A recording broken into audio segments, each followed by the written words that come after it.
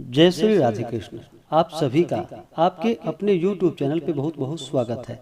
आइए जानते हैं संतान सप्तमी वर्ष 2023 में व्रत के शुभ मुहूर्त के बारे में, इस दिन पूजन का क्या समय होगा, पूजन विधि के बारे में, व्रत महत्व के बारे में और इस दिन खास करके उपायों को अगर करते हैं तो इससे संतान लाभ की प्राप्ति होती है और भगवान शिव जी की विशेष कृपा प्राप्त होती है। संतान सप्तमी का व्रत, जो कि यह व्रत हर वर्ष भाद्रपद माह के शुक्ल पक्ष की सप्तमी तिथि के दिन इस व्रत को धारण किया जाता है।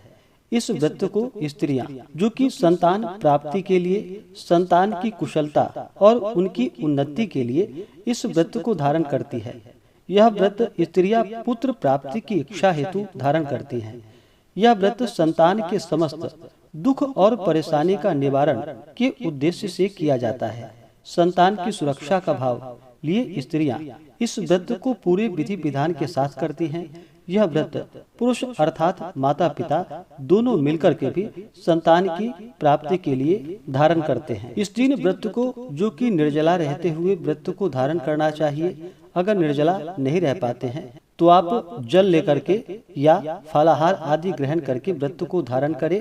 इस व्रत में जो कि नमक बिल्कुल भी ग्रहण नहीं करना चाहिए, अन्न ग्रहण नहीं करनी चाहिए और पूर्ण श्रद्धा भक्ति भाव के साथ भगवान शिव माता पार्वती का पूजन करना चाहिए। इस बार संतान सप्तमी का व्रत जो कि 22 सितंबर 2023 दिन शुक्रवार को, जो कि सूर्योदय व्यापनी के अनुसार किया जा रहा है।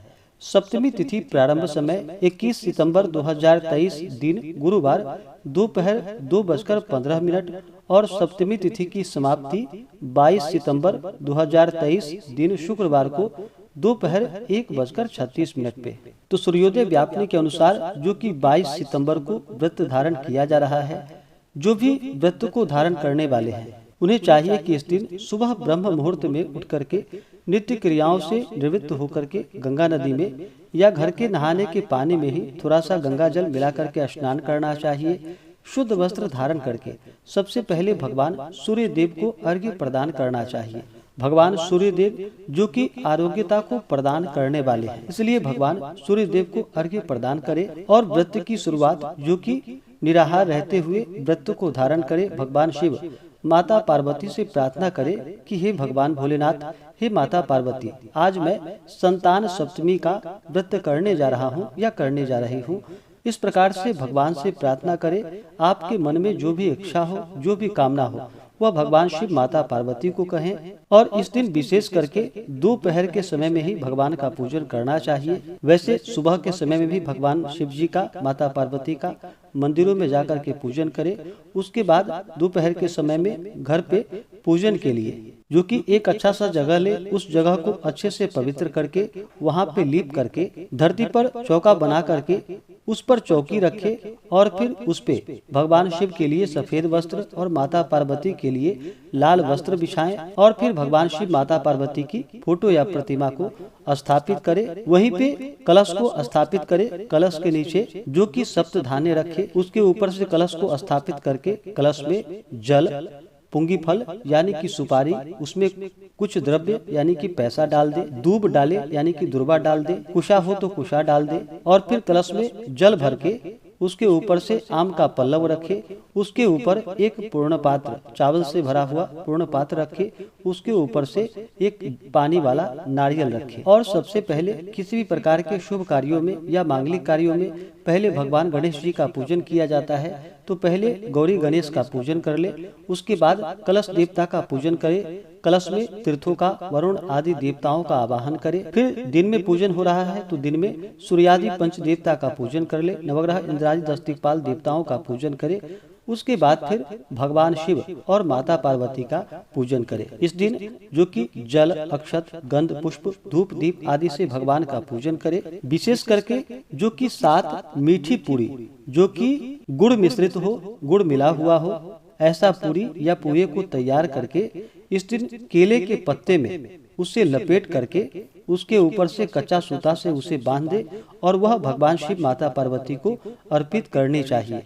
इस दिन जो कि पूजन के समय सूती का डोरा या चांदी की जो कि संतान सप्तमी की चूड़ी धारण करनी चाहिए और फिर भगवान की कथा सुननी चाहिए। इस दिन जो कि इन उपायों को आप करें संतान सुख के लिए। संतान सप्तमी के दिन जो महिलाएं बच्चे का सुख नहीं भोग पा रही हैं, वह निर्जला व्रत रख करके भोलेनाथ को विशेषकर सूती का डोरा अर्पित करे, संतान सप्तमी की कथा का श्रवण करे। पूजा के बाद इस डोरे को अपने गले में धारण करे। मान्यता है इससे संतान प्राप्ति की राह आसान हो जाती है। निसंतान दंपति को संतान लाभ की प्राप्ति होती है।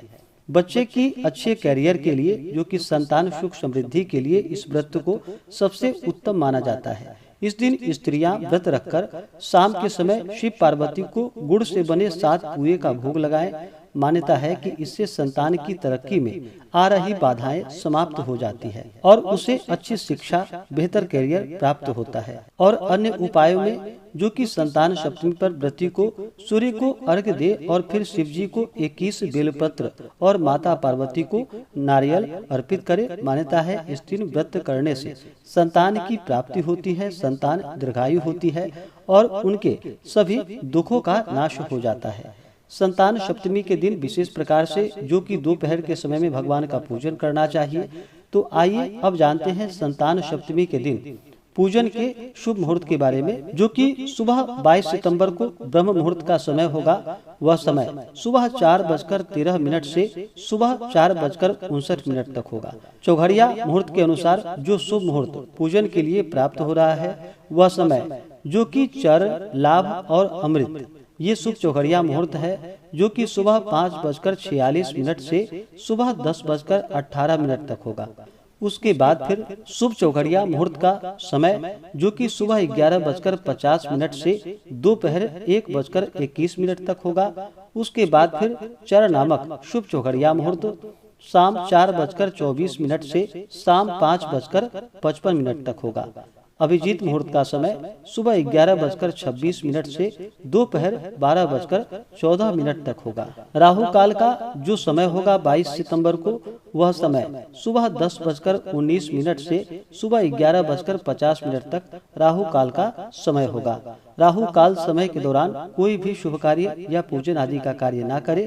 इस समय को छोड़ करके ही आप पूजन आदि का कार्य संपन्न करें। तो आप इन मुहूर्तों में जो कि भगवान शिव, माता पार्वती का पूरे विधि विधान के साथ पूजन करें, कथा श्रवण करें, भगवान की आरती करें। इससे भगवान शिव, माता पार्वती अपने भक्तों पर अति प्रसन्न होते हैं और अपने भक्तों के सभी प्रकार के दुखों को दूर करते हैं। निसंतान को संतान लाभ की प्राप्ति होती है और संतान की रक्षा होती है तथा सभी प्रकार के सुखों की प्राप्ति हो पाती है। तो आशा करता हूँ कि यह जानकारी आपको अच्छा लगा हो। इसी प्रकार से ज्ञानवर्धक जानकारियाँ प्राप्त करने के लिए हमारे इस चैनल पे अगर आप नए हैं तो चैनल को लाल बटन दबा करके सब्सक्राइब करें, साथ में बेल आइकन घंटी को दबाएं ताकि मेरे वीडियो का नोटिफिकेशन आपको समय से मिलता रहे। वीडियो को लाइक करें, शेयर करें। सुखी रहें और स्वस्थ रहें। जय श्री राधे कृष्ण। धन्यवाद।